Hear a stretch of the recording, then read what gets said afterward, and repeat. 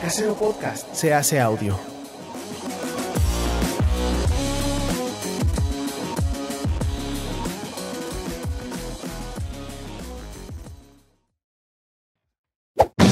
¡Chavos, banda!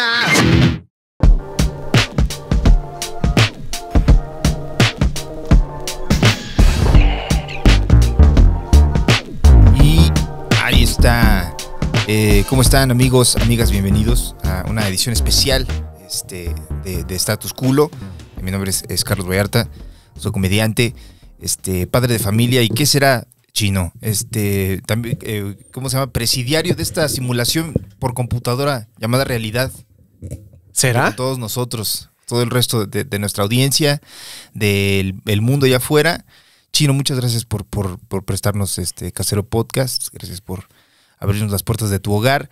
Y quiero darle la bienvenida. Es un episodio muy, muy interesante el que tenemos el día de hoy. Usted sabe, y si no lo sabe, le platico que hay un interés, obviamente, con el tema de la raza, el tema del racismo, cómo afecta en nuestra sociedad, nuestra interacción en el mundo en general, de parte de un servidor. Y obviamente hay un grupo muy grande de personas que opinan igual que yo. Y tenemos hoy de invitado a Raúl Pérez, quien es profesor de sociología en la Universidad de La Verne, allá en Los Ángeles. Y entramos en comunicación hace un rato. Mi querido Raúl, ¿cómo estás? Hola, Carlos, aquí madrugando, pero todo bien. Muchas gracias por la invitación y muy fan de tu show y de tu comedia. Gracias, hermano. Y espero que te vaya el tour, que te esté yendo bien ahorita. Sí, ahí vamos, ahí va, está yendo más o menos chido. Tú estás ahorita en LA. ¿Qué hora es allá? Aquí son las 9 de la mañana. Entonces aquí, levanté temprano un poco para, cafeinarme un poquito para, claro, para la plática. Para la plática, que me salgan las palabras. Y como comenté hace rato, pues soy chicano, soy nacido aquí en la ciudad de Los Ángeles. Sí. Con papás inmigrantes de México. Entonces en la casa hablamos español, pero ya creciendo aquí en los Estados Unidos, la escuela, sí, el entretenimiento, todo pues en inglés. El inglés domina, entonces claro, el español más o menos, pero como te dije, quiero intentarle en español. Esta va a ser mi primera entrevista en español y muy agradecido que va a ser aquí con el gran Carlos. No, mano, muchas gracias. Gracias por prestarnos tu tiempo y tu cerebro para platicarnos de este tema que la neta está bien interesante, está muy chingón. A mí me llama muchísimo la atención. Hace unos 2 meses más o menos entramos ahí en comunicación, me platicaste al respecto del libro que tienes, que pues es The Souls of White Jokes. Es publicado por la Stanford University Press. Y creo que quisieras dar una descripción a grandes rasgos, como te sientas más cómodo. Igual podemos ponerle igual los subtítulos, como tú te sientas, mi querido Raúl, sobre el libro. Sí. Bueno, mira, pues aquí tengo una copia para que tus fans, tu audiencia, si lo busca, va a decir cómo se ve el libro. Pues así está el título grande, Simón, sobre el libro. Y el libro es un libro académico, ¿verdad? Está publicado por una prensa académica. La Universidad de Stanford decidió publicar el libro. Y el libro, el tema pues es el humor racista y qué es lo que hace el humor racista en el pasado y en el presente. Y lo que hago en el libro es intento desarrollar como una teoría si vemos cercanamente al humor racista, ha pasado de los últimos 2 siglos aquí, especialmente en los Estados Unidos, claro, pero también la influencia que ha tenido en los Estados Unidos mundialmente y especialmente la cultura, ¿verdad? Sí. Como tú estás haciendo stand-up, entonces el arte de stand-up es algo que se origina, claro, aquí en Estados Unidos. Sí. Y también, anteriormente, antes de que era stand-up, era otro método de entretenimiento que dominaba aquí en Estados Unidos, y ese fue el humor que se dice en inglés blackface minstrelsy. No sé muy bien cómo decirlo, sí, en español, sí, pero esa era forma de entretenimiento donde los blancos se pintaban la cara negra, claro, pretendían que eran morenos, Simón, y los hacían en ridículo, pues. Sí. Y entonces ese método de entretenimiento también se fue global. Y entonces lo que quiero ver en el libro es cómo ese humor racista anterior, qué impacto ha tenido en la sociedad, qué relación tiene, cómo se formó la sociedad aquí americana, el mundo que fue dominado por el colonialismo y imperialismo europeo, y luego qué culturas se formaron y cómo siguen esas culturas hoy.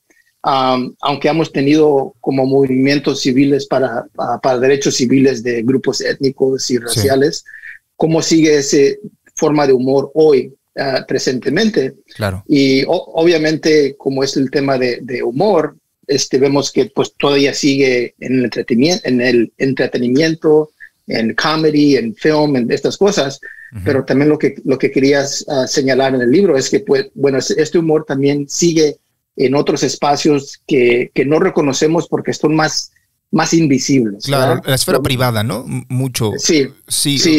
Recuerdo en el libro hay unas partes en las que se habla como ciertos libros de chistes racistas, me parece que era Tasteless Jokes, Completely Tasteless Jokes, algo así se llamaba el libro. Truly Tasteless Jokes. Truly Tasteless Jokes. Sale después de la época de derechos civiles en Estados Unidos y se vuelve un bestseller. Y esto es un libro que en la esfera privada entre blancos y blancos se empiezan a circular estos chistes que se vuelven de dominio popular, que tienen una fuerte carga racista, una fuerte carga racial.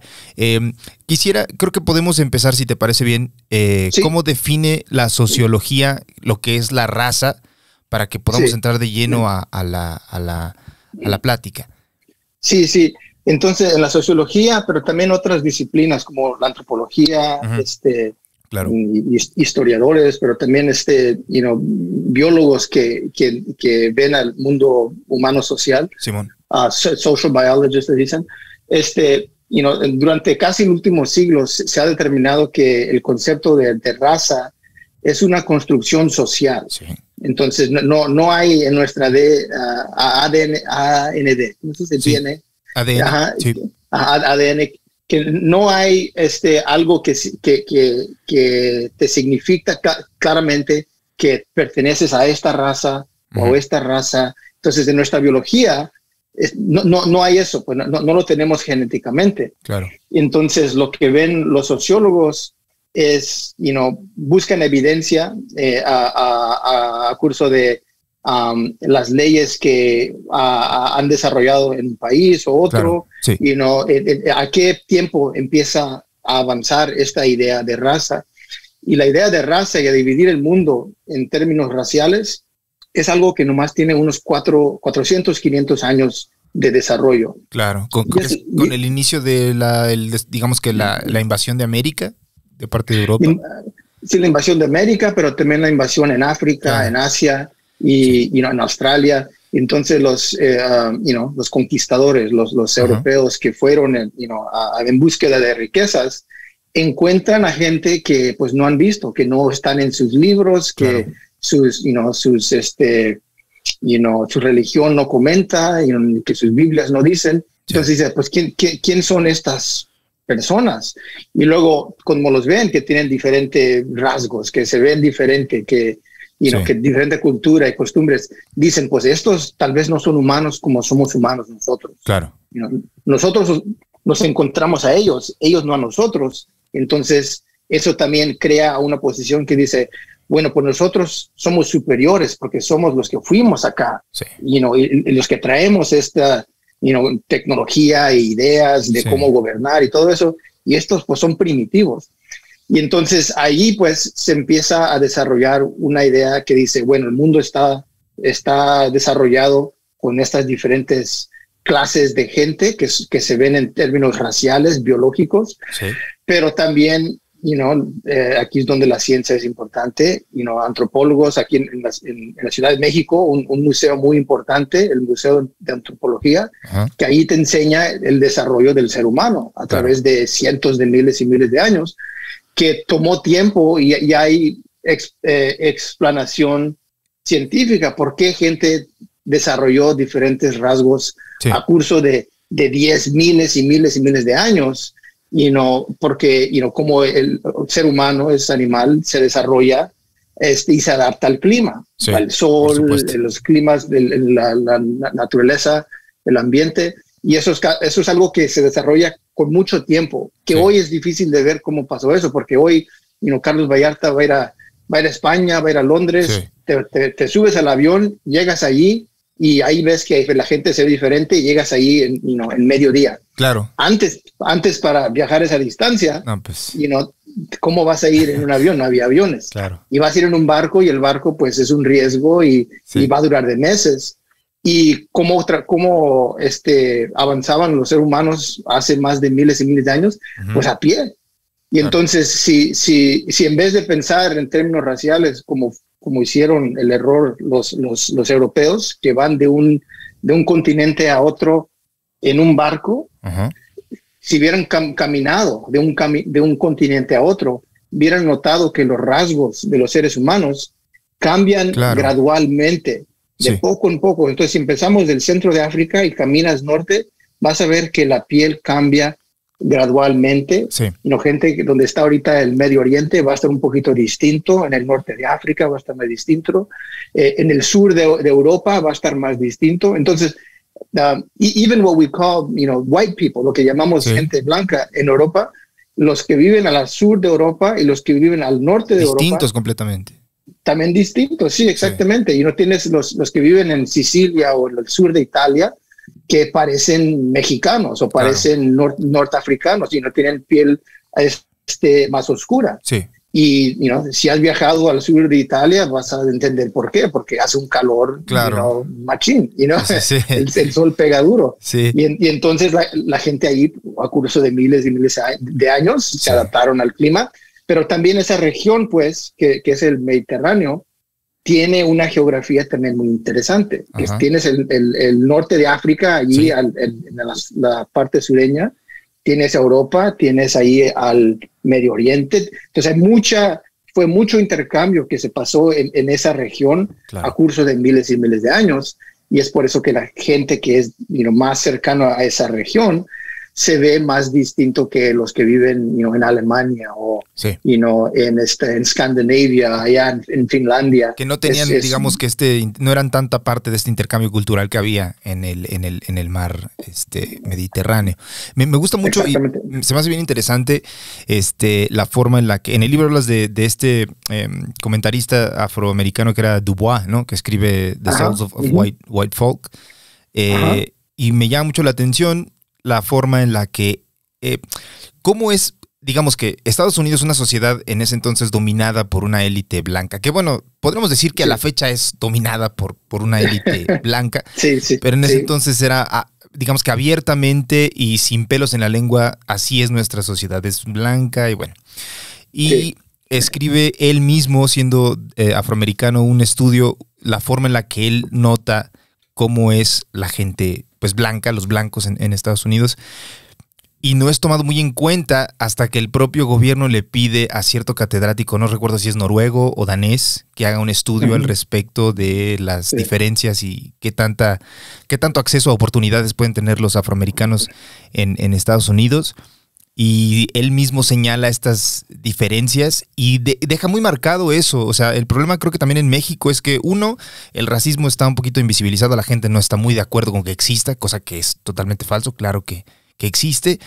Y el tema del color de piel, o sea, aquí al menos que quede muy en claro que, digamos, la raza se entiende, como bien dices, por un tema de biología, por un tema también de oportunidades, la forma en la que vives, que digamos tu estatus social, la clase que ocupas.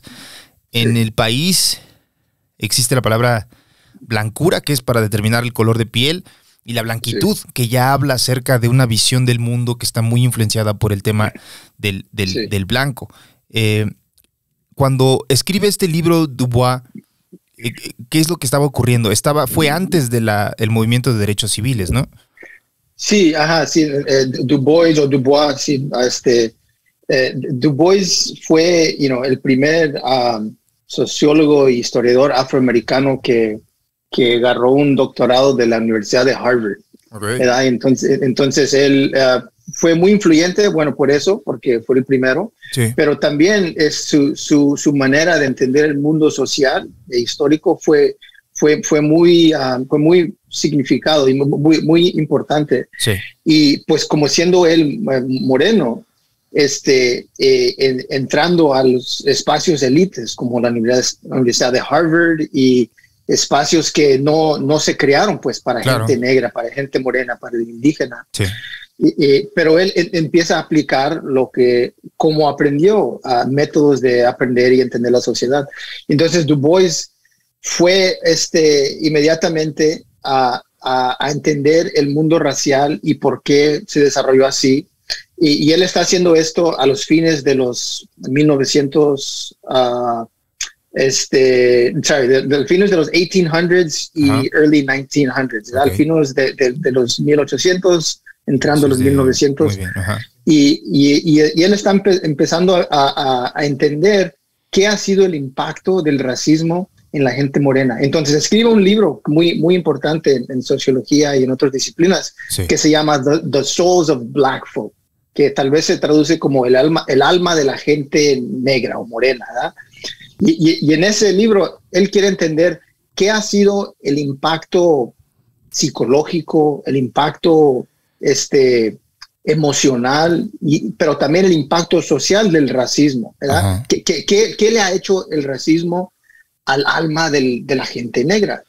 Entonces él dice y desarrolla un concepto que en inglés es double consciousness, es como un sentido de conciencia doble, algo así, pero que dice que hay que vernos, él dice como afroamericanos, como morenos, como gente negra, tenemos que vernos no solo de los ojos o de la visión de la gente negra, pero también de la visión de los blancos, de un mundo pues que no pertenecemos, que no tenemos poder, que no tenemos influencia, y cómo nos ve ese mundo. Y dice, nos tenemos que ver de estos dobles sentidos, tenemos que ver pues cómo nos ve nuestra comunidad, qué estamos haciendo, qué impacto e influencia tenemos aquí, pero también acá con el otro ojo al mundo blanco, que cómo nos trata y cómo nos ve y cómo nos impacta eso a nosotros, a cómo vivimos en la sociedad. Entonces eso fue muy influyente en la disciplina de sociología y otras disciplinas, porque fue una de las primeras veces donde un sociólogo, alguien con educación, así de élite, está diciendo que el racismo es algo importante que tenemos que estudiar. Y bueno, Du Bois sigue con sus teorías, sigue con su trabajo, trabaja muy duro, pero el mundo blanco dice, pues tú no eres solo negro, es moreno, no importa lo que tú estás haciendo, claro que vas a decir que el racismo es un problema, pues eres negro, ¿por qué?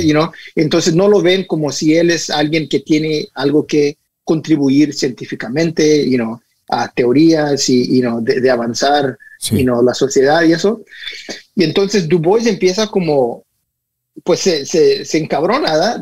Dice, bueno, pues voy a desarrollar mi análisis más crítico todavía, y desarrolla un ensayo. Este fue un ensayo que también, este ensayo fue una influencia para el libro, y en ese ensayo se llama The Souls of White Folk, que es como el alma de la gente blanca. Yo creí que era un solo libro, entonces fue un libro y un ensayo, entonces. Sí. Puedo escuchar. No está bien. Sí, yeah. Entonces, el libro fue como más un ejercicio académico. Claro. El ensayo fue Du Bois ahí dándole chingazos a la blanquitud y diciendo, mira, aquí es como está. Y ese ensayo él lo escribe en 1920, que es cuando el mundo está en la Primera Guerra Mundial. Y dice Du Bois, bueno, si queremos entender bien lo que es la blanquitud, dice, tenemos que ver que es una contradicción. Dice, porque en primera vez esto de blanquitud, se supone que el ser humano blanco, el europeo, es superior a todos los demás del mundo, y que la blanquitud, la blanquitud que según va a ser dueño de la tierra y del planeta de siempre para siempre, amén. Algo así tiene una frase. Pero el ensayo entonces empieza a criticar ese concepto. Dice, si es cierto que la blanquitud y la gente blanca son superiores a todos los demás. Dice, pues primero hay que ver la sociedad blanca a ella misma y cómo es. Y dice, si ves a cualquier sociedad blanca, cualquier nación blanca, vas a notar una cosa, que no todos los blancos en esa sociedad están en la misma posición, Simón. porque están divididos ellos mismos entre clases. Claro, sí. Tienes el blanco rico y el blanco pobre, el blanco que come bien, el que da órdenes, y el blanco que tiene que moverse con las órdenes o si no hay consecuencias. Sí, por supuesto. Entonces dice, esto de clase existe, ¿verdad? Y entonces eso es un problema que dice, aquí esto empieza a rechazar la idea que la blanquitud es algo supremo, que hay supremacía. Claro. Y luego dice, pues también hay que ver lo que está pasando en el mundo global, la Primera Guerra Mundial. Y dice, si el mundo blanco es superior, ¿por qué se está cannibalizing? ¿Cómo se dice? Canibalizando. Canibalizando, sí. A sí mismo, ¿verdad? Que un país blanco está invadiendo a otro, claro, y otro, y se están colonizando ellos mismos. Entonces dice, lo que ha hecho el mundo blanco al exterior, al Asia, África y Latinoamérica, dice, ahora están haciéndolo a ellos mismos. Claro, sí. Y entonces dice, pues ahí, ¿dónde está esto de la supremacía? Sí. Sí.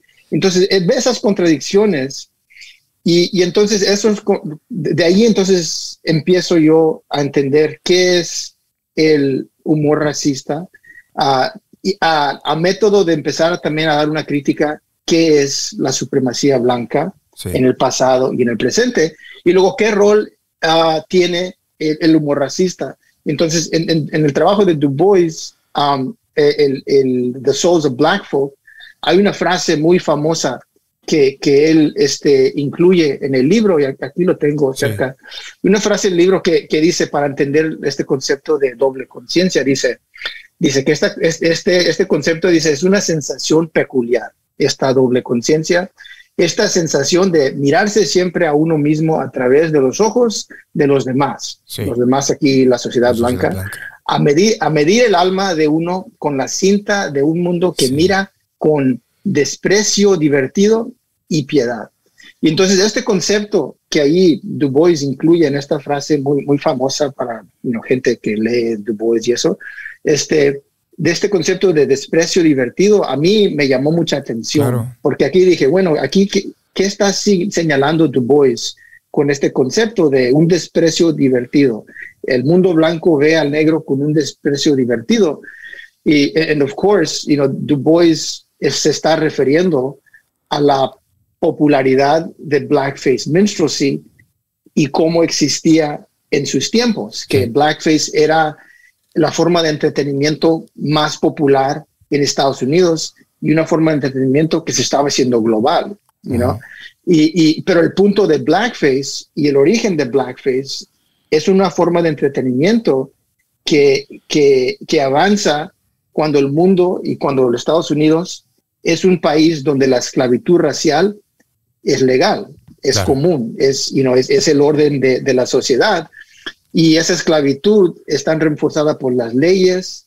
Aquí es donde va a ser el moreno, las oportunidades que van a ser negadas, claro, cómo lo va a tratar la ley y cómo lo va a tratar la sociedad blanca. Y acá está otro set de laws y todo eso para la gente blanca. Y la cultura que sale de esta estructura racial, ¿verdad? El mundo está estructurado, que dice, aquí están los blancos, aquí están los morenos y los negros, aquí están las leyes, aquí están las organizaciones e instituciones que van a enforzar este mundo. Sí. De esa estructura racial sale y avanza una cultura, una forma de arte que refuerza esa estructura. Sí. Entonces, blackface fue para reforzar, para normalizar, sí, especialmente para esos blancos que no sabían leer, porque también si estamos hablando hace 100 años, no habían escuelas públicas, no, sí, habían colegios públicos, no había oportunidades para la gente blanca de clase baja, sí, para avanzar su educación. Entonces había mucha gente que pues vivía en cierto método de ignorancia, que no podía leer, no entendía pues el mundo, sí, en este método. Y de hecho, si mal no recuerdo, perdón que te interrumpa, constantemente a través del libro hablas de esta teoría, ¿no? El amused racial contempt, creo que es en inglés, ¿no? El desprecio divertido racial, que es justamente el tema del blackface. Lo que recuerdo haber leído era sobre cómo la forma en la que ellos mismos, era una forma del blanco de explicarle al blanco cómo era el negro, como si el blanco tuviera todas las respuestas de cómo es todas las razas que no son solamente ellas. Y a través de una caricaturización, de hacerlo como un bufón, un payaso, un tipo medio torpe, la gente, entre comillas, pues entendía otra cultura, entre comillas, a través de un desprecio, pues sí, divertido racial de otra persona. Y esto funcionaba, como dices, para normalizar la forma en la que se suprimía, se oprimía a estas otras diferentes personas. Y aquí hay una frase que tomé, que le llama la ignorancia epistemológica del blanco, the white epistemological ignorance. Y dice que es una forma en la que los mismos blancos se resisten a entender y minimiza a través de esta ignorancia el conocimiento del daño que hace a otras razas, ¿no? Sí, exactamente. Y eso ha sido un fenómeno que, Du Bois empieza a mencionar, y otros, filósofos y teoristas y, activistas, revolucionarios, empiezan también a tratar de iluminar el problema del racismo. Todo eso, en una forma, a grande escala, es lo que se convierte en el movimiento, para los derechos civiles en los 1960s, claro. que estas ideas y conceptos y luego la realidad de cómo, la sociedad está actuando, atrae que de ninguna otra manera, la gente morena y la gente colonizada, que no pueden ver al blanco que vea cómo los trata si no hay desorden, claro. Si no hay desmadre, porque como dices, la epistemología de ignorancia que dice, pues todo está bien, claro. O todo está como debe de ser, quédate en tu lugar, tú no sabes, eres ignorante y tú no sabes por tu raza, por la raza que eres. Entonces es ahí como el racismo, aunque a veces es conscientemente, a veces es inconscientemente, pero el racismo ahí es para ponerte en tu lugar y para dejar la estructura normalizada como es. Y entonces no lo veas acerca, pues. Y es por eso que gente como Du Bois fueron despreciadas. Durante toda su vida y su carrera fue despreciado porque no se tomaba en serio. Claro. Y entonces, cuando mencionaste anteriormente, el sociólogo y economista Gunnar Myrdal de Sweden, fue comisionado para que venga a Estados Unidos en los 1940 para que, vamos a traer a alguien de otro país, un país europeo, que venga y que ellos nos den una opinión así sin bias. ¿Cómo se dice bias? Sin sesgo. Sí, ¿verdad? Que una opinión así buena, que nos diga qué está pasando aquí con acierta de la condición de los negros. Entonces, que nos diga definitivamente si la condición de los negros es a culpa de ellos mismos o si aquí hay racismo. Pinches descarados, ¿no? Como si no supieran. Sí. Y entonces viene Gunnar Myrdal y dice y escribe un volúmenes de libros y dice, bueno, sí, el racismo es serio, está pasando y la culpa los tienen los blancos. Y lo que empieza a desarrollar en el libro es estadísticas y muchos ejemplos de cómo un mundo blanco impacta a la gente negra, a la gente morena, y qué impacto eso tiene a la democracia. Entonces lo que dice él, y eso también su libro también fue muy influyente al movimiento de derechos civiles, porque dice, dice que la condición del negro es algo que contradice que los Estados Unidos es un país de democracia. Claro, sí. Y dice, porque el título del libro es un dilema americano, el problema del negro y la democracia moderna.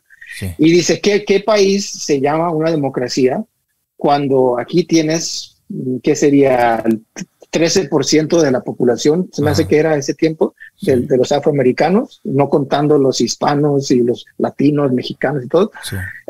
Pero ese buen porcentaje de la población es negada derechos civiles, es negada oportunidades, es tratada inferiormente, es abusada por las leyes, por la policía, es tratada todavía como si fuera esclavo. Entonces ya estamos hablando de 1940. Claro. La guerra civil terminó en 1865 por ahí. Sí. Entonces fue casi un siglo que la condición del afroamericano sigue casi igual, pues. Lo que se llamaba Jim Crow racism. Antes de la guerra civil, la condición del moreno estaba enforzada por el sistema de esclavitud. Claro. Después de la guerra civil, que decimos, pues ya no va a haber esclavitud, se enforza todavía un método de dominación, y sigue pues en diferentes formas, claro, legalmente, en forma cultural normalizada, sigue esa forma de dominación.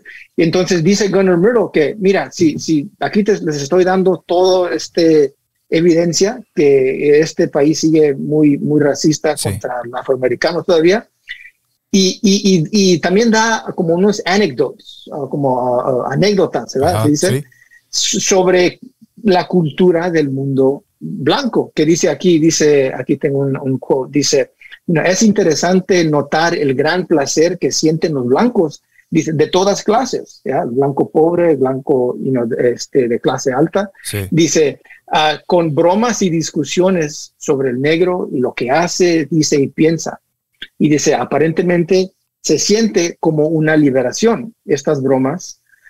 Y dice, la principal función de estos chistes racistas es crear una aprobación colectiva, que para los blancos, los chistes de los negros cumplen la función, dice, de demostrar la inferioridad del negro. Entonces, estos chistes del blackface a los chistes que se dan aquí en el trabajo, entre ellos mismos, en la fiesta, en la cantina, en el bar, así, y socializando, esos chistes están cumpliendo algo. Y luego eso también es como, en avanzar la teoría en el libro, digo, bueno, pues tenemos también que entender el racismo, cómo existe el racismo y todo esto, la historia y el impacto hoy. Pero luego digo también, pues también tenemos que entender un poco del ser humano, las emociones y cómo trabajan las emociones para atraer a gente más cercanos entre ellos mismos y crear divisiones y alienation. ¿Cómo se dice alienation? Sí, es como pues, alienar. Ajá. Exactamente, ¿verdad? Claro. Entonces las emociones, todas las emociones pueden hacer eso, ¿verdad? Sí. Y aquí lo que me enfoco es la emoción del humor. Entonces, ¿qué es humor? ¿Y qué es el humor? Bueno, el humor es una experiencia social, y lo que haces es estás compartiendo un placer. Sí. Estás compartiendo un momento, una experiencia, un evento, pero ese evento está circulado por un placer colectivo. Sí. Estás dando a otra gente que se sienta bien, ¿ya? Que se sienta feliz, los hace reír. Y entonces cuando pasa eso, la gente que está en compañía y en sharing that experience, ellos mismos se sienten más cercanos. Claro. ¿Ya? Eso es lo que hace amigos, eso es lo que hace a gente que se identifique con otros. Refuerza eso es una identidad, ¿no? De grupo, una identidad de grupo es lo que hace. Exactamente, ¿verdad?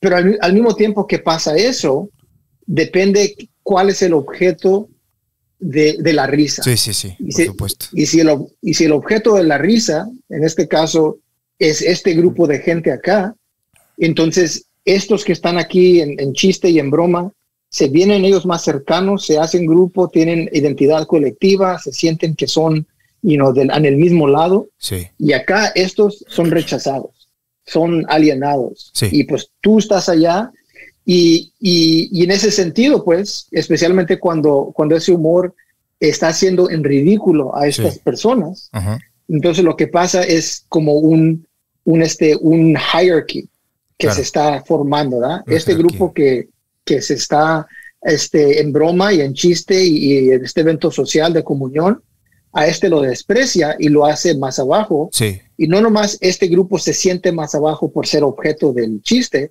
este grupo se siente superior y se siente que no tiene en común con este grupo acá.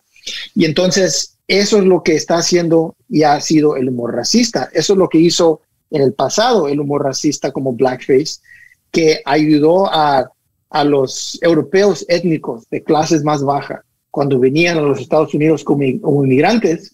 Ese humor ayudaba a que esos europeos se sintieran, atendiendo blackface y que se sintieran más cercanos a la blanquitud. Sí. No estaban al mero centro de la blanquitud, porque ahí estaban los ingleses y los slave masters y los que estaban anteriormente, pero tomó tiempo y esos otros blancos inmigrantes, después de 1 o 2 generaciones, pueden ya entrar en la sociedad blanca más firme y se sienten parte del grupo. Claro. Y parte de lo que lo hacen sentir que son parte del grupo es que pueden estar en comunión en ese chiste racista, en una cultura racista donde podemos bromear de este grupo que está despreciado, que es un ser humano de más bajo y pues no sabemos si es ser humano porque tal vez son animales.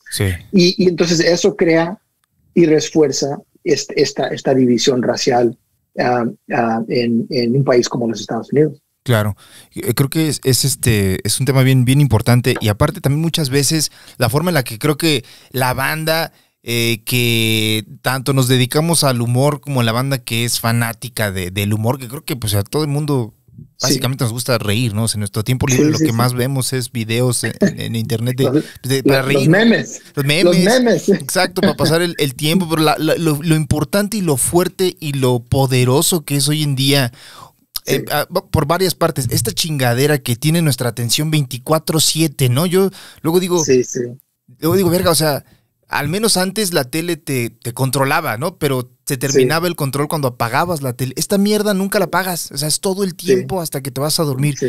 Y tienes un flujo constante de memes, de videos, de cosas que conforme más vayas viéndolos, más te van reforzando la forma en la que entiendes el mundo y cómo puede normalizar algo tan feo y tan culero de una forma tan fácil, que es a través de la repetición. Y qué mejor forma de repetir algo que te produce placer, como bien lo dices, como un chiste, una broma, un meme, un video. La forma en la que eso ha repercutido en la mente de mucha gente. O sea, hay un ejemplo que a mí me gusta mucho señalar aquí en México, que tiene que ver con un meme, que es en el estado de Nuevo León. Ahorita está gobernando un tipo que se llama Samuel García, que saltó a la fama en internet por hacerle comentarios pues machistas a su esposa en una transmisión en vivo acerca de que estaba enseñando mucha pierna y que me casé contigo no para que enseñara. Un tema muy, muy machista que inmediatamente generó un rechazo hacia él. Dijeron, ¿este tipo quiere ser gobernador? No, él no va a ser. Tiempo después, su esposa hace una tontería que, o sea, bueno, el tipo están haciendo un video y Samuel García dice, miren, estamos acá, no sé qué, ¿tú qué opinas, mi amor? Y la esposa toma la cámara y enfoca sus tenis y dice fosfo, fosfo. Eso, a través de la repetición y el meme, fosfo, fosfo, todo el mundo hoy en México entiende esa frase, les dio una popularidad tal que logró revertir la visión que la gente de Nuevo León tenía de este tipo, hacerlo una persona súper popular, y hoy en día son una pareja que todo el mundo sigue en redes sociales a través de eso, de un meme. ¿Cómo un meme puede normalizar algo tan feo y cambiar la percepción que tiene la gente? En el libro hablas de The Daily Stormer, que es un sitio web de supremacía blanca, que a través de memes y la forma en la que resignificaron muchos supremacistas blancos el meme de Pepe the Frog, ha logrado que tengan mayor aceptación porque entra hasta por debajo del agua. No sé si han visto, también tú, Raúl, no sé si has visto la serie de The Boys en Amazon, donde sale sale Stormfront, que resulta que es una nazi, y hace lo mismo, crea una página de memes para normalizar su posición política y generar una popularidad que sí le ayuda a futuro. ¿Cómo es posible o cómo a través del humor se logra meter un discurso de manera más fácil, ¿no? Sí, exactamente. Sí, y entonces sí, en ese capítulo, ¿verdad? Entonces lo que trato de hacer en el libro, digo, mira, aquí tengo la teoría, estoy examinando emociones, estoy examinando qué es el humor racista, lo estoy viendo históricamente. Entonces esto lo trato de hacer lo más rápido que puedo en el libro, en el principio, porque el libro no es un libro de la historia del humor racista. Lo que quiero ver, y la urgencia es, hay que ver el humor racista hoy en día, claro. ¿Qué impacto tiene? Entonces veo 3 sitios hoy, que es el humor racista de la extrema derecha, el humor racista de los policías claro. Y el humor racista en la arena política. Sí. Pero lo que comentas ahorita, que como la extrema derecha, o lo que llaman hoy los millennial racist y white supremacists, the alt-right, no sé cómo se traduce en español. El término se ubica perfecto acá, la alt-right, la derecha alternativa, ¿no? Es lo que le llamar. Ajá, sí. Claro. Pero son white supremacists, pero hoy en día que tienen acceso al internet, se crearon con el internet y todo esto, y mucho enfoque se puso en ellos, especialmente durante la elección de Donald Trump. Claro. En el 2016, porque muchos de estos chavos estaban usando el internet, estaban usando memes, estaban usando humor para sort of, to smuggle in, ¿cómo se dice? Como para esconder. Para meterse de manera, meterse de manera. Ajá, escondida. Sí.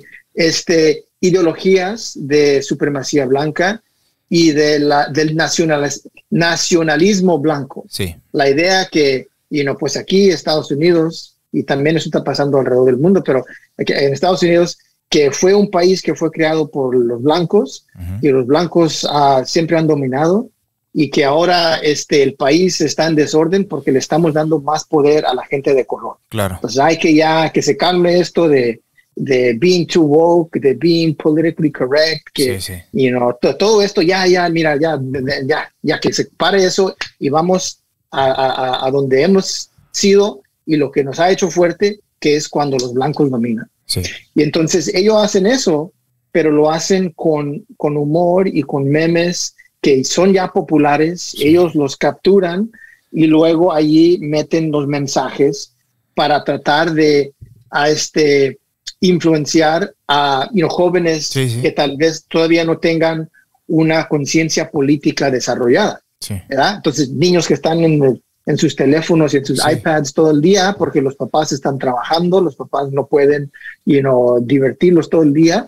Entonces ahí se entendieron que, mira, si hacemos esto, vamos a tener una audiencia, porque al mismo tiempo en la cultura y en la sociedad hay un debate, hay un conflicto acerca del humor, acerca del racismo.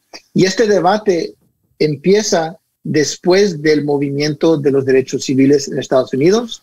Después, ya estamos hablando de los 1980s y 90s, empieza un debate donde dice, así como traté de explicar ahorita, que la gente alrededor de Estados Unidos y alrededor del mundo se aceptó que el racismo era algo malo. Sí.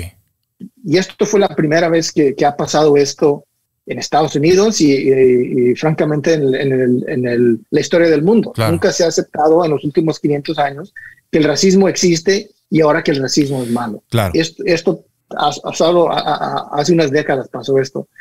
Y entonces, dentro de 1 a 2 décadas, el mundo blanco dice, bueno, pues ya estamos hartos de esto de racismo y ahora ni chistes racistas podemos decir porque nos llaman racistas, ¿verdad? Sí. Y estos chistes son de origen y son parte de la cultura, son parte de quién somos. Sí. Y ahora nos está robando nuestra identidad, nos está robando el sentido de humor y ya no puedo ni reírme en mi propio país, a la chingada, ya no queremos con esto. Sí.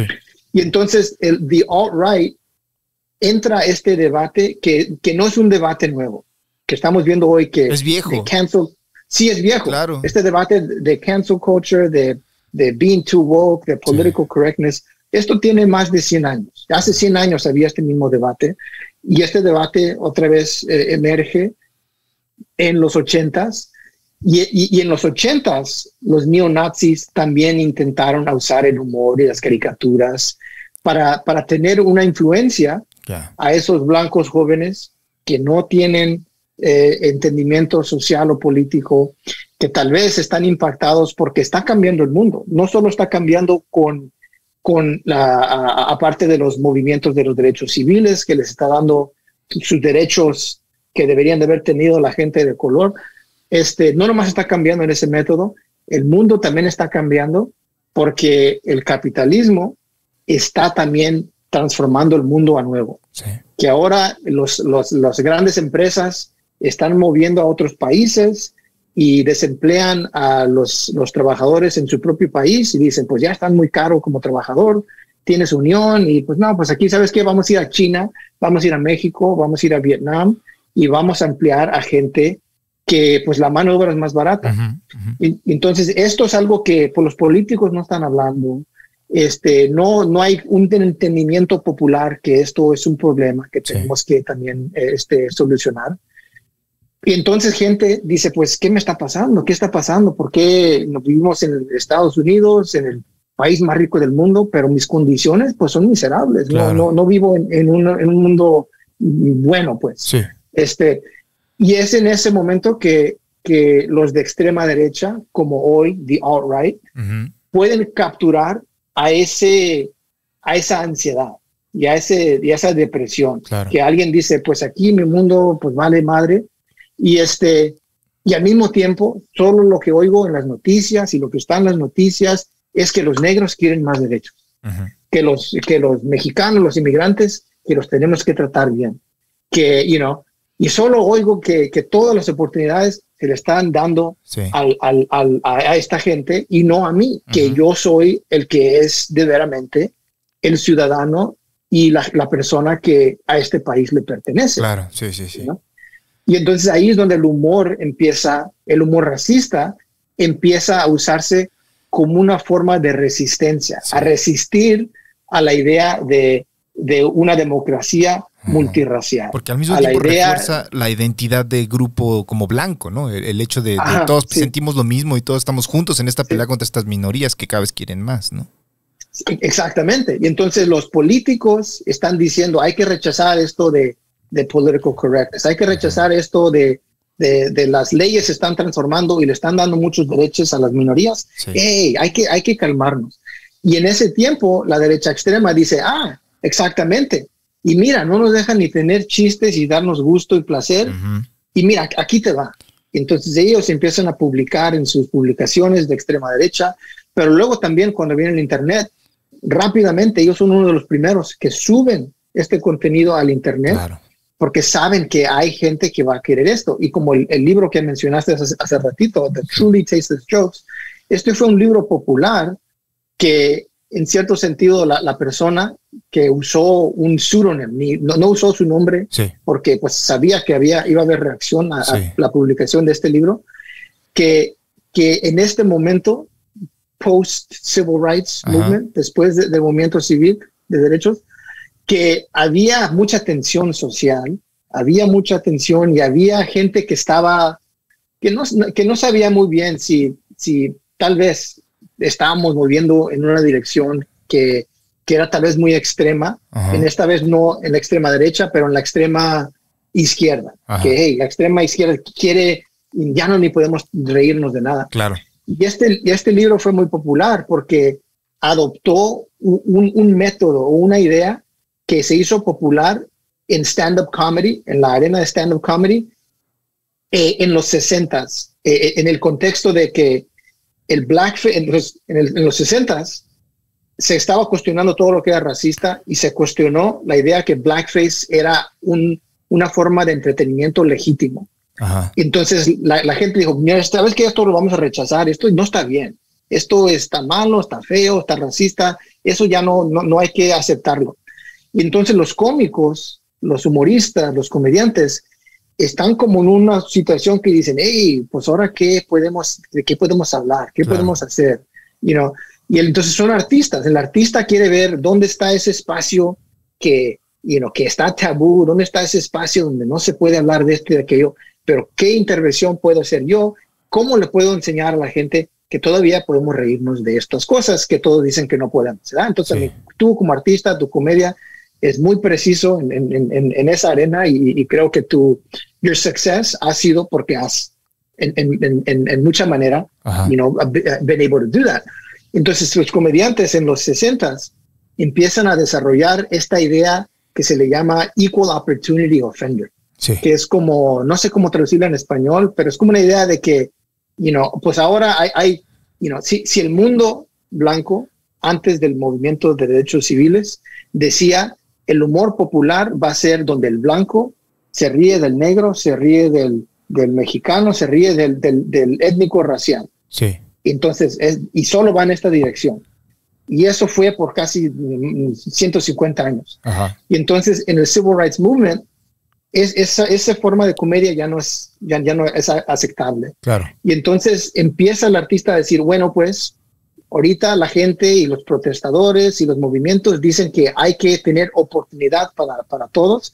Bueno, pues vamos a hacer una forma de comedia donde la ofensa va a ser igualmente ofrecida a todos. Entonces ya podemos reírnos del blanco, nos podemos reír del negro, nos podemos reír de los homosexuales, de las mujeres. Entonces, si todos nos reímos en común, bueno, pues todos ya estamos iguales, todos ya somos iguales. Y, hey, we're all good, we're on the same page, we're in the same boat, ¿verdad? Sí. Uh-huh. Pero el problema era que, pues, el mundo no, después de una noche a otra, se hizo igual, claro. ¿Verdad? Entonces, todavía había inigualdad, todavía había lack of opportunities, todavía seguía el racismo, seguía de diferente manera, pero el artista y la comedia y los chistes que se hicieron populares, especialmente con este libro Truly Tasteless Jokes, es como que fue como un catarsis que dice, mira, dicen que no podemos reírnos de estas cosas, aquí te va un libro con todos los chistes que pues no son ilegales, pero tal vez van a ser ilegales, y mira, aquí, ríete antes de que ya no pueda. Y en eso, pues, el comediante, los humoristas están haciendo esto, y la extrema derecha dice, mira, aquí hay there's a popular craving, ¿cómo se dice? Como hay un deseo popular, un deseo popular por querer esto, ¿no? Ajá. Sí, hay un deseo popular que dice, mire, la gente todavía se ríe de esto. Claro. Se ríe en privado, no en público, pero pues aquí te vamos a dar esto, mira, los mismos chistes, un poquito más, more extreme, un poquito más, edgy, lo que llaman en comedia.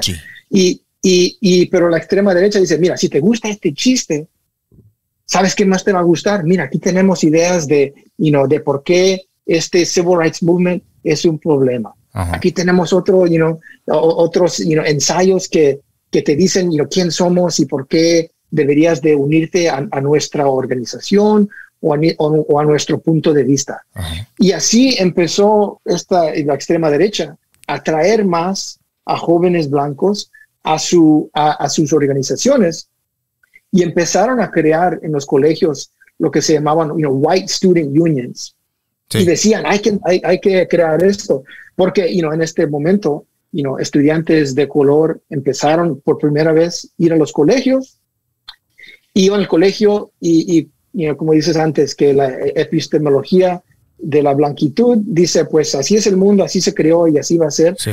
Entonces tienes todos estos estudiantes de color que van al colegio en los 60, 70 y van al colegio aquí en Estados Unidos, y lo que están leyendo es un punto de vista blanco del mundo. Sí. La historia del blanco. Sí.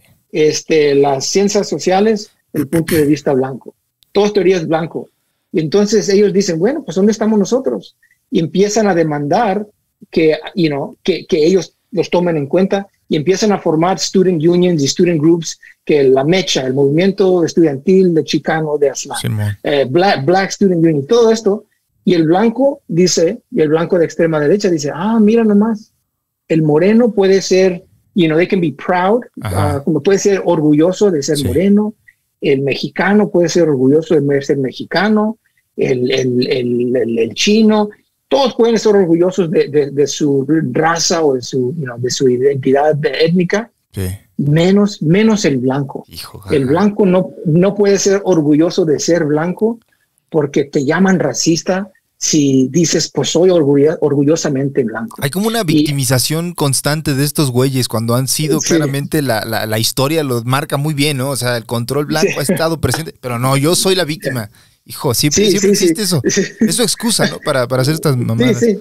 Sí. Y of course, ¿verdad? Usan el humor para hacerse como more human. Dicen, mira, pues también nos podemos reír y acá, no nomás somos acá agresivos y enrabiados que queremos. No, mira, acá también podemos divertirnos. Y es más, nos estamos divirtiendo con lo que acá, the politically correct y the civil rights people y esta gente dice que esto no es divertido, pero nosotros todavía nos sabemos divertir. Mira, ven acá y acá es tu equipo. Si ese no es tu equipo, acá es tu equipo, ¿verdad?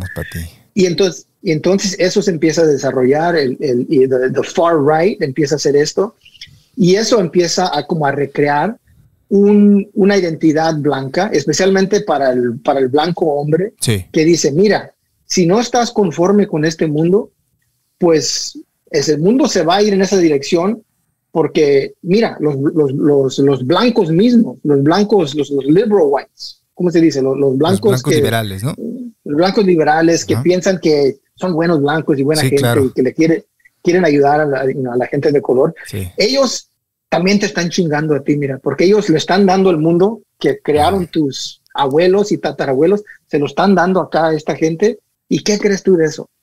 Y entonces ahí usan el humor, usan los chistes, usan caricaturas gráficas y así, y extremadamente racistas. Y luego la conclusión, the punchline de este método es decirle al blanco, mira, si no estás conforme en este mundo que se creó sin ti, pues vas a tener que actuar de una manera que tal vez tienes que aceptar que tal vez vas a tener que usar violencia para reclamar tu posición en este mundo. Y eso lo hacen también con chistes y con humor y caricaturas que enseñan, y siempre lo hacen como dices, que son víctimas, pero ellos dicen, pues vamos a usar la violencia solo en manera defensiva. ¿Ya? Nos vamos a defender. Entonces, pero ahí dejan la excusa y dejan la idea de que podemos usar violencia racial. Es aceptable. Y entonces ahí eso empieza, y en los 80s y en los 90s, los neonazis en los 80s y 90s fueron the alt-right que vemos ahorita, de esa generación, ¿verdad? Y ellos fueron los que fueron dispuestos a usar violencia. Ellos fueron los que, bueno, pues vamos a tener que nosotros ser a reclamar nuestro mundo. Y entonces esta violencia, lo que trato de hacer en este capítulo, digo, el humor racista está relacionado a la violencia racista. Entonces ahí digo, hay que ver esto claramente. Aquí hay una conexión y lo podemos ver en la extrema derecha. Pero luego lo que hago en el otro capítulo, digo, mira, no nomás es la extrema derecha que usa violencia racista y también usa humor racista, y ahí es cuando me enfoco en la policía. Pero antes de eso, no sé si quieres hablar de eso, pero es que hablo mucho. No, pero está bien. Creo que es, justo lo que queríamos era tener una visión más completa de lo que, al menos lo que yo he podido discernir del libro, porque pues a fin de cuentas puedo entender ciertas cosas y buscar referencias de algunos autores que citas, pero la verdad es que entiendo el contexto racial, digamos, universal. No soy un experto en el tema, sí estoy un poquito más familiarizado de lo que debería con la forma en la que ha sido en Estados Unidos, y sí creo que refleja mucha de la realidad de nuestro país. Y el tema del humor, que es el que me atañe a mí por comediante, me gusta mucho. Aquí tienes una frase que dices, Stuart Hall hace ofrece un comentario al respecto de la práctica de lo que comentabas, comentar chistes racistas en una era post derechos civiles en la que todo el mundo podía burlarse de todas las razas, digámosle. Sí, Está muy larga, entonces la voy a leer en inglés para que no la vaya yo a cagar en la traducción. Ahí le ponemos subtítulos, mi querido Chino. Dice, telling racist jokes across the racial line in conditions where relations of racial superiority and inferiority prevail reinforces the difference and reproduces the unequal relations because in those situations, the point of the joke depends on the existence of racism. Thus, they reproduce the categories and relations of racism, even while normalizing them through laughter. To state the good intentions of the joke makers do not resolve the problem here, because they are not in control of the circumstances, conditions of continuing racism in which their joke discourse will be read and heard. Es lo que se dice es básicamente no hay forma de escapar ni poner una excusa que sea, por más que lo digas de ese modo, tal cual así, lo que existe es un sistema y un andamiaje de histórico, cultural, político, económico que dicta las normas y nos enseña hasta inconscientemente cómo es el mundo, y al decir esto de este modo lo que haces es sigues normalizando ese mismo sistema y lo sigues perpetuando básicamente en la mente de la gente. Hay un caso, hablando de del tema de las instituciones, la forma en la que estas bromas llegan a instituciones públicas allá en Estados Unidos, que creo que es con el que abres el libro, que es el caso del oficial Cleon Brown, era su nombre. Ajá. ¿Nos puedes platicar de ese caso en específico? Sí, mira, ese caso es uno muy interesante, que es por eso que abro el libro, y es el caso de un policía blanco en el estado de Michigan, que, como hablamos al principio de la plática hoy, que esta cosa de la raza, que es una construcción social y política que no existe, pero se ha hecho muy popular esta cosa de que puedes, mandas tu saliva aquí a esta compañía de Ancestry.com o lo que sea, y que te mandan un email con la información que te dice, mira, eres 30% de aquí, 30% de allá, 15, 10% acá. Y bueno, hay diferentes maneras de interpretar esa información. Una manera que dice, bueno, pues mira, pues todos somos we're all mutts. ¿Cómo se dice? Todos somos una mezcla de todo. Nadie es 100% una cosa. Claro. Nadie que toma eso le dice 100% eres esto. Y entonces este chavo se hizo ese examen y él pensaba que él era parte indígena de aquí, de la gente de lo que ahora es Norteamérica, porque su familia le dijo, bueno, tenemos rasgos indígenas y bueno, sí, él toda su vida pensó que eso era cierto. Entonces tomó este examen y cuando agarra los resultados, el examen le dice, pues mira, pues casi no tienes rasgos indígenas, pero tienes 18% de tu ancestry es africana, claro. es de África. Y quedó el chavo como sorprendido. Dice, ¿cómo puede ser? Pues nadie nunca nos ha dicho que claro, tenemos eso en el pasado. ¿Y de dónde vino esto?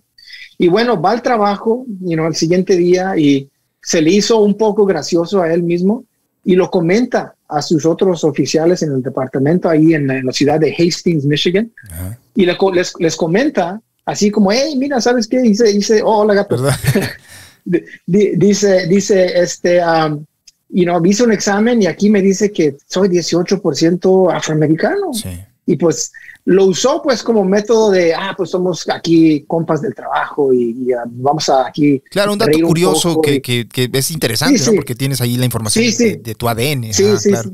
Exactamente. Y bueno, aquí en Hastings, Michigan, la mayoría de la población es blanca y en el departamento es pues casi, si no todos son blancos. Claro. Entonces él vino con esta información curiosa que a los compañeros se les hizo curioso, pero no nomás curioso, se les hizo de que, hey, mira, pues ya se hizo burla en diario.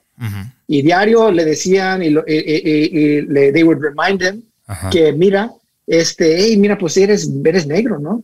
Y esto estaba pasando en el contexto del Black Lives Matter Movement, que surgió en los últimos 6, 7 años. Sí. Y que cuando caminaba así por la oficina, que pasaban los otros oficiales blancos y que les daban la mano aquí la fist y le decían, hey, Black Lives Matter. Simón. Y le empezaron así a decir chistes, ¿verdad? Día tras día tras día, a recordar lo que, hey, eres moreno. Eres moreno, pero acá como joking, como joke, porque pues obviamente lo ves y pues es blanco. Un tipo blanco, claro. Pero un tipo blanco, pero todos los días le decían y recordaban, y no nomás los policías, hasta el alcalde de la ciudad le empezó a decir chistes racistas, y entonces le empezó a afectar a él psicológicamente. Claro. Dice, ahora era como una forma de harassment. ¿Cómo se dice harassment? Como una forma de ¿cómo se llama? De acoso. De acoso, sí, ¿verdad? Claro. Y entonces lo están haciendo sentir mal. Entonces ya le da pena ir al trabajo, le están dando ansiedad, no se siente bien, ¿verdad? Sí. Porque todos los días es objeto del ridículo racial. Sí. Y es obviamente que no es moreno, pero le está afectando emocionalmente, psicológicamente y socialmente, porque ahora es el chavo de que todos, y como dije anteriormente, pues el humor sigue para reforzar acá. Claro, comunidad, en comunión. Es el ejemplo claro, o sea, tienen este grupo de policías blancos en una institución que la policía claramente es blanca, haciéndole, recordándole constantemente. Obviamente él mismo se va a sentir alienado y se va a sentir hecho a un lado, y a través del acoso, pues menos ganas va a tener de ir a trabajar, ¿no? Sí. Y entonces lo que hace es que he files a lawsuit, ¿verdad? Agarra un abogado y dice, ¿sabes qué? Pues yo voy aquí, ya no aguanto. Ya no puedo más, me está afectando, ya no quiero trabajar aquí. Y he sues the police department y por no me acuerdo qué cantidad, pero en cientos de miles de dólares que él quería del departamento. Sí. Y el departamento y la ciudad dice, cabrón, ¿qué es esto? Pues ¿quién te crees? Y no pensábamos que éramos compas y ahora nos estás acá demandando. Sí. Y entonces se transforma en una situación que pensaban que era cómico. Él ya se agarra a su abogado, manda su demanda y dice, ¿saben qué? Me han dañado psicológicamente, me han dañado profesionalmente, me han dañado que ya no quiero estar aquí, ya no aguanto. Y esto pasó por meses y meses, ¿verdad? Sí. Y entonces esto pues se hizo público y empezaron a entrevistarlo así, The New York Times y otros sitios y tratando de entender, pues qué pasó aquí y por qué está haciendo esta demanda. Y entonces lo que trato de hacer en el libro es explicar que, miren, este ejemplo es un ejemplo, yo creo que casi perfecto, que tienes aquí a un blanco, un policía blanco. Sí. ¿Y qué es un policía blanco en un país racista como Estados Unidos? Pues es una persona que pues tiene más poder que casi ninguna persona en este país, ¿verdad? El poder de usar violencia, el poder del estatus, y todos te tienen que, yes sir, todos así, y por favor no me partas la madre. Claro. Y entonces en ese sentido tienes a un policía blanco en un departamento de todos blancos que se empiezan a burlar de él, que le impacta psicológicamente, le impacta socialmente, le impacta su alma y dice, pues ya, yo no aguanto. Entonces yo digo, mira, pues aquí está un ejemplo. Si a un policía blanco en los Estados Unidos el chiste racista lo hace que no aguante, lo hace ansioso, le causa depresión, lo hace sentir oprimido, pues ¿qué ha hecho el humor racista al moreno, al negro, al mexicano, al latino, al chino, acerca de siglos y siglos, ¿verdad? Sí. Entonces aquí digo, mira, esto es un ejemplo que tal vez nos empieza a entender que el racismo no siempre es cuestión del color de piel, el racismo es cuestión de relaciones sociales, relaciones de poder, relaciones de abuso y relaciones de sentir y actuar contra otros como si son, acá. Sí. Aquí estamos nosotros y allá están ellos. Es hacerlos nosotros, ellos, hacerlos los otros, justamente eso, ¿no? Otros, nosotros, y estos otros no son parte del mismo grupo, de la misma sociedad, hasta inferiores. Creo que hay una forma ahí muy clara de entender la situación, que creo que justo el sistema es blanco en Estados Unidos, el sistema es blanco en México, la policía existe para defender ese sistema blanco, la policía, y lo que se habla, la blanquitud no es un tema de color de piel, es un tema de pensamiento, forma de pensamiento cultural que uno tiene, en el que se va creciendo o que uno puede adquirir y ser adoptado por el mismo sistema. La policía es una institución blanca. Escribiste un artículo, recuerdo que fue cuando me metí de lleno a lo que habías comentado sobre la proliferación de chistes racistas horribles, que no me parece como de buen gusto mencionar en el espacio, que precedieron a los disturbios raciales en Los Ángeles en el 92, ¿no? Que fue después de un ataque de un tema de brutalidad policial que fue grabado, y eso detonó unos disturbios en Los Ángeles en el 92, si mal no recuerdo. ¿Nos podrías dar un poquito de contexto de esto? Porque no recuerdo muy bien. Sí, no, exactamente. Sí, 92, Gracias. Aquí, pues Los Ángeles, aquí yo estaba en Los Ángeles cuando pasó esto, y familia, cuando pasó the riots and the uprising, y pues la violencia que estaba pasando, la ciudad, tenía varios familiares que estaban viviendo en esas áreas. Y sí, esto fue acaso era un grupo de policías, no nomás era un policía, era un grupo de policías que pararon a Rodney King Moreno en el carro. Lo pararon porque iba manejando muy rápido, pensaban que estaba drogado y no sé qué. Lo bajan del carro, aquí como a unos 20, 30 minutos aquí de la ciudad de Los Ángeles, aquí en el centro, y lo paran. Y esto es en la medianoche, como las 1 o 2 de la mañana, algo así, no me acuerdo muy bien. Pero había un chavo de Argentina que estaba allí, George Holiday se llama el chavo, y lo despertó los gritos que estaba oyendo afuera, afuera de su balcón, que estaba pasando esto al otro lado de la calle. Y entonces oye los gritos y una golpiza que estaba pasando. Y el chavo tenía una cámara, pues antes de que habían cell phones y esto, saca la camarona así y pues ahí, con precaución, mueve la cortina, apunta la cámara y empieza a filmar lo que está pasando. Y entonces primero él dice, bueno, pues le tengo que decir a la policía qué pasó esto, qué está pasando aquí. Y cuando le llamó a la policía que tenía este video, lo ignoraron. Pues no es nada. Y entonces él dice, pues, quería saber qué le pasó al chaval. Dice, pues lo mataron, la golpiza, ¿qué pasó aquí? Y entonces manda esa información, ese video, se lo manda a los canales de noticias aquí locales. Y pues lo ven los noticieros y dicen, chíngale, aquí esto, it was shocking, porque, remember, esto es antes before the internet, es antes del internet. No habían así videos virales que así. Y entonces los mismos canales de noticia empiezan a enseñar este video noche tras noche, día tras día, de que aquí la policía en Los Ángeles, en el 1991, es cuando pasó,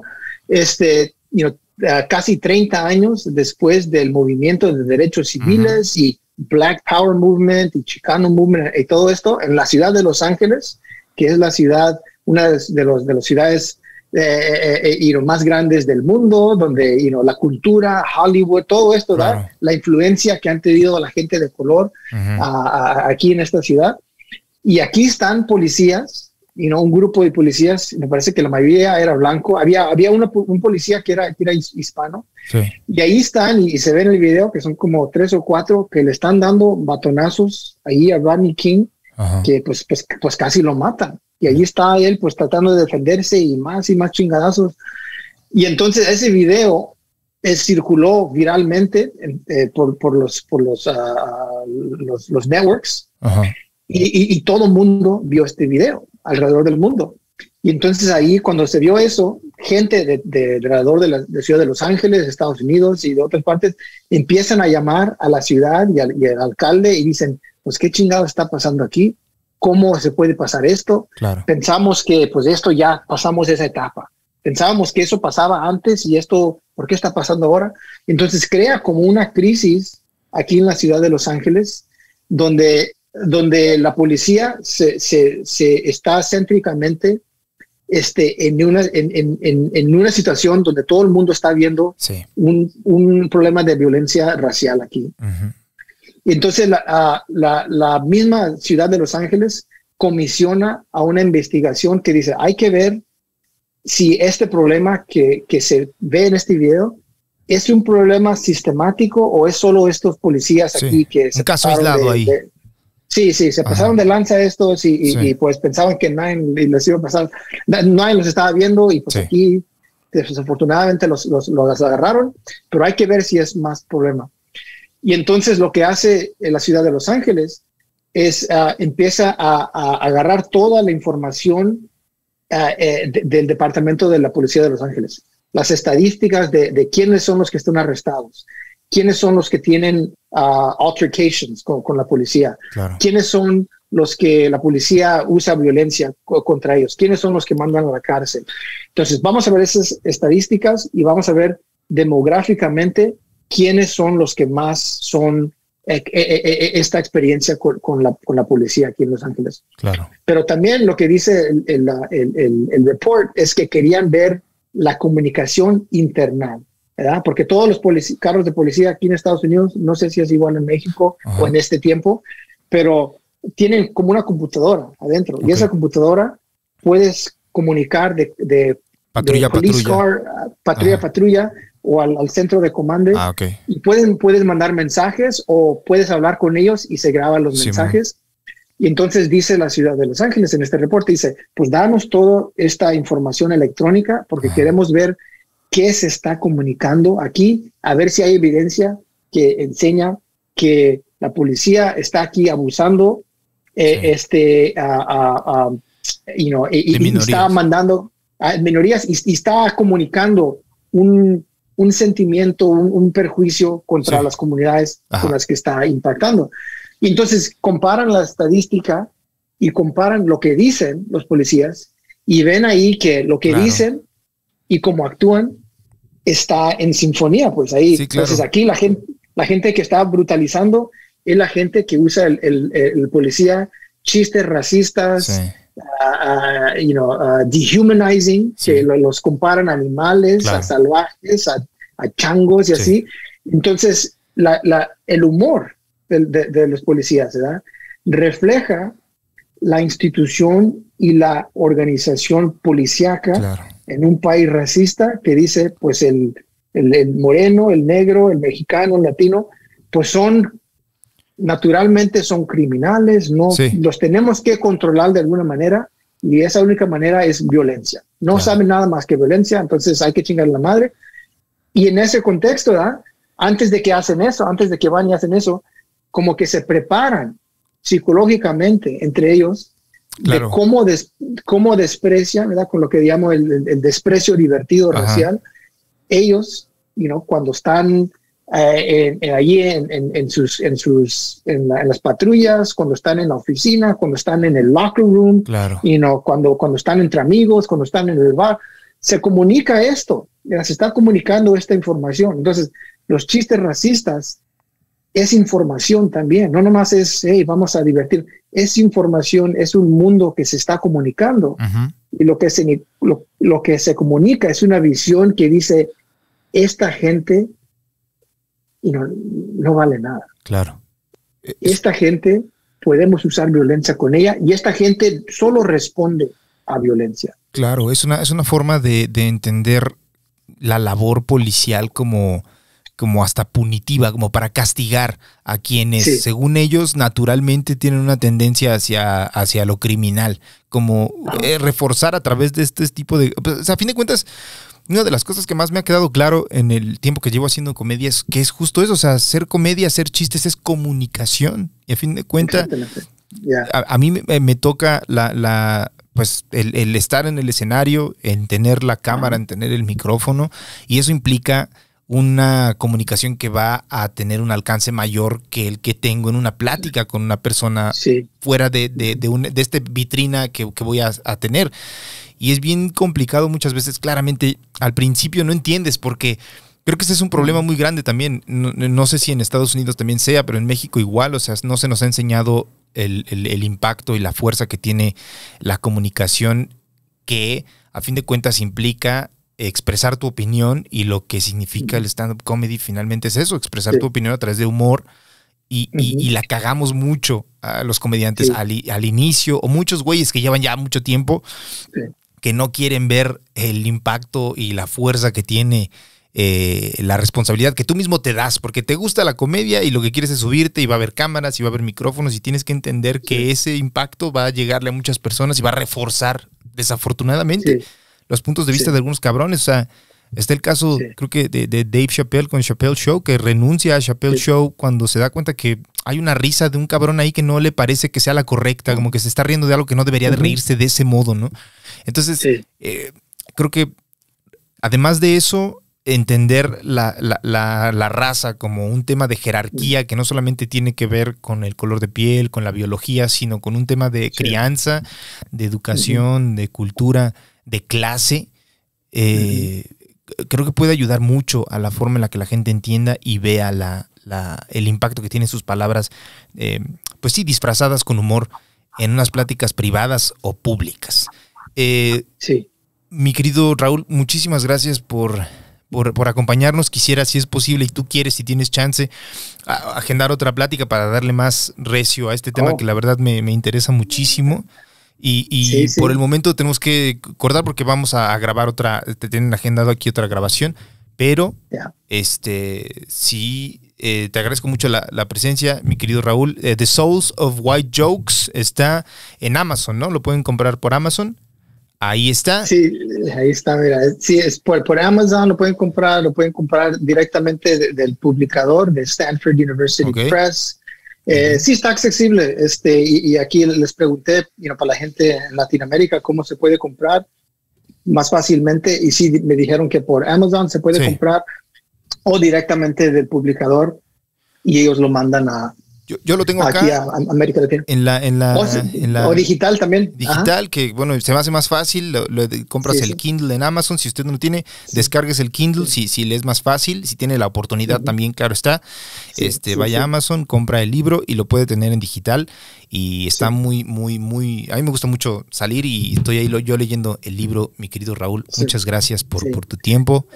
No sé si quieras agregar otra cosa.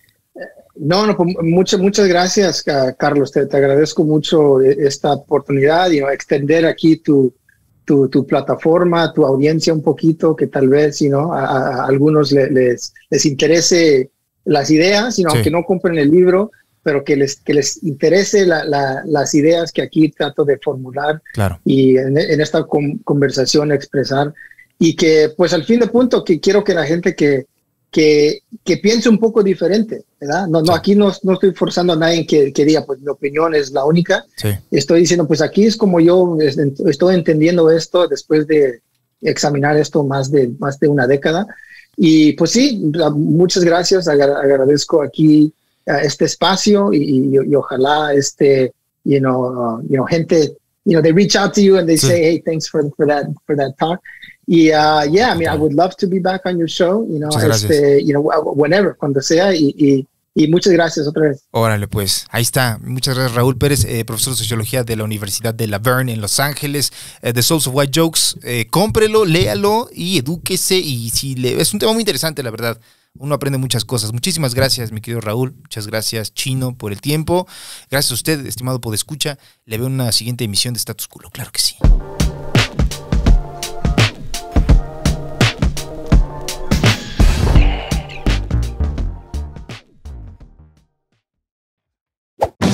¡Chavos, banda! Casero Podcast se hace audio.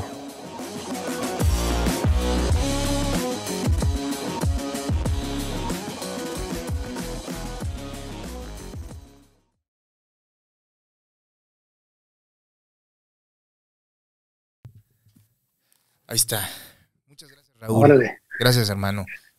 Ahí estamos en contacto. Muchas gracias.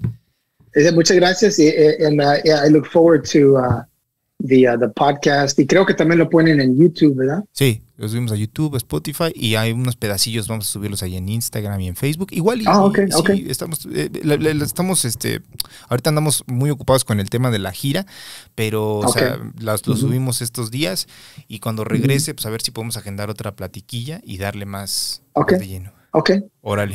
Sí, pues ahí te mando otras cosas, si quieres seguir la conversación, y I mean, I really appreciate it, Carlos. Muchas gracias. Y cuando vengas aquí a Los Ángeles, cuando regreses, ahí voy a estar yo en el show. I really want to see your work live. Órale, pues, ya estás. Muchas gracias. Hasta luego, gracias. Bye. Bye, Chino. Bye, nos vemos. Hasta luego, bye.